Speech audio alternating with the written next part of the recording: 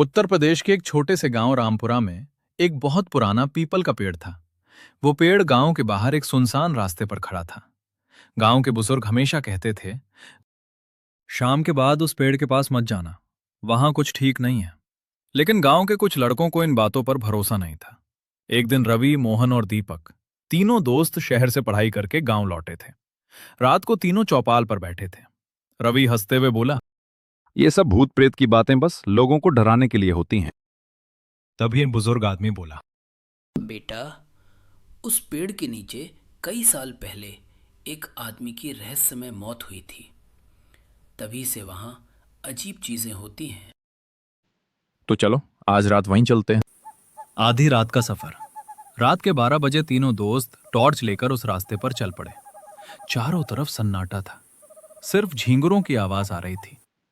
जैसे ही वे पीपल के पेड़ के पास पहुंचे, अचानक हवा तेज चलने लगी। दीपक बोला, मुझे ठीक नहीं लग रहा, चलो वापस चलते हैं। लेकिन रवि बोला। डरपोक मत बनो। तभी अचानक पेड़ की डालियां अपने आप हिलने लगीं, जबकि हवा बंद हो गई थी। मोहन ने टॉर्च ऊपर की तरफ की और जो उसने देखा, उससे उसकी सांस अटक गई। पेड़ की सबसे ऊंची डाल पर कोई काली आकृति बैठी थी। डरावनी हंसी अचानक वहां से धीमी धीमी हंसी सुनाई देने लगी। तीनों दोस्त डर गए। दीपक चिल्लाया, कौन है वहां? लेकिन कोई जवाब नहीं आया। तभी अचानक टॉर्च की रोशनी बंद हो गई। चारों तरफ घना अंधेरा छा गया और उसी अंधेरे में किसी की भारी आवाज आई। तुम लोग यहाँ क्यों आए हो? जान बचाकर भागना तीनों दोस्त डर के मारे भागने लगे। भागते भागते रवि पीछे मुड़ा और उसने देखा कि वो काली आकृति पेड़ से उतरकर उनकी तरफ बढ़ रही है। उसकी आंखें लाल चमक रही थीं। तीनों दोस्त बिना रुके गांव की तरफ भागे। जैसे ही वे गांव के मंदिर के पास पहुंचे, सब कुछ अचानक शांत हो गया। अगले दिन गांव के बुजुर्गों ने बताया कि कई साल पहले एक आदमी ने उसी पीपल के पेड़ पर फांसी लगा ली थी। तभी से उसकी भटकी हुई आत्मा उस रास्ते पर दिखाई देती है। उस दिन के बाद गांव में कोई भी इंसान रात में उस पेड़ के पास नहीं जाता। और आज भी अगर कोई देर रात उस रास्ते से गुजरता है, तो उसे कभी कभी पेड़ के ऊपर से वही डरावनी हंसी सुनाई देती है।